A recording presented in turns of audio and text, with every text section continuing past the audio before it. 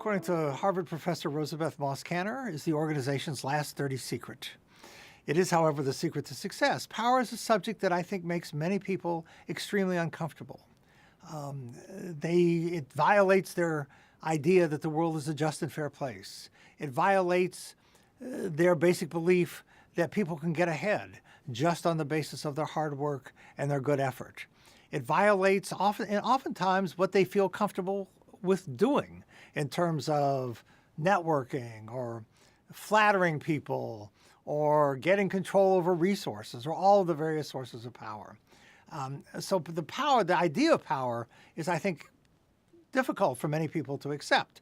And so what we try to do and what I try to do in my work on this is to, first of all, give people lots of examples of, from everyday life and from their own life, and have them, in addition to giving them examples and cases and readings and things like that, so to make them understand that power is in fact all around them, kind of like air and water and gravity.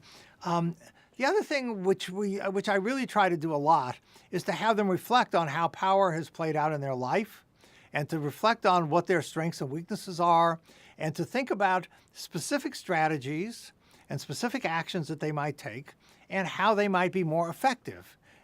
It's slightly more effective, and even slightly more effective will put them in a very different place.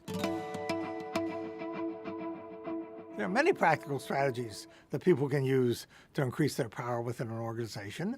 One is to, first of all, and most basically, diagnose who has power, not just the formal power, but the informal power. Oftentimes it's an assistant or a secretary or people who don't necessarily are that high up in the organization chart, but to diagnose the real distribution of power, and then to figure out how to get closer to the people with power and get those people on their side.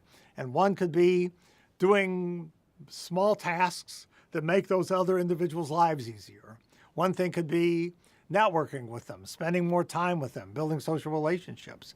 One thing they could do would be to flatter them, because people like to think good about themselves, and we all love people who make us think well of ourselves. And one of the best ways to make people think well of themselves is to flatter them. So that would be three things that you could do. Fourth thing you could do to gain power is to figure out what are some resources, unexploited resources that can be used. Oftentimes, organizations have budgets that will permit you to put together a speaker series that will let you meet people.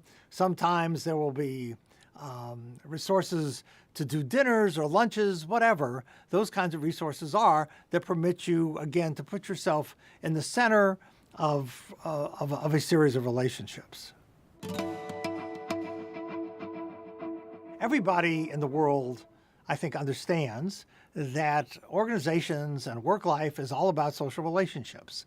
And the better, higher quality, with more powerful people, social relationships, i.e. networks that you have, the better your career is going to go. But people find networking to be icky or aversive or something that doesn't feel natural or feels contrived to them or something. And so one of the things we try to get them to do is to say, okay, who are you spending time with? It's interesting. Who do you need to know in order to be successful given your particular industry and function and the career that you want to pursue?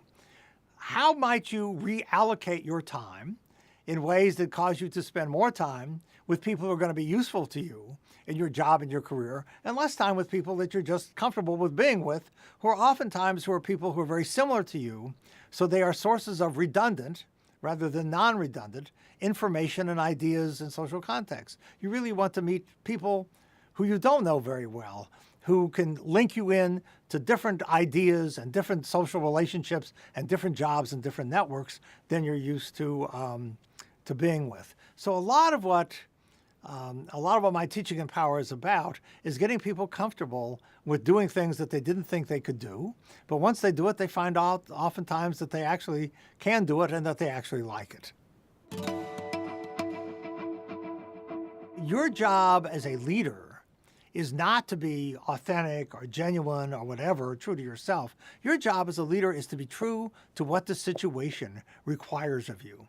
So if you're an entrepreneur out raising money and you feel discouraged and you're not sure exactly what you're doing, because that's really the condition of many entrepreneurs, the last thing you want to do is to go to your potential job recruits and your potential investors and your potential customers and to signal to them that you don't have confidence in your own success. So confidence is contagious. If you're confident in your own abilities and your own capabilities, other people may have confidence in you, and that confidence then permits them to invest their human capital or their financial capital in your enterprise, and then you become successful. So you have to be able to sometimes display emotions that you're not really feeling. And that may be inauthentic, but it's what success requires.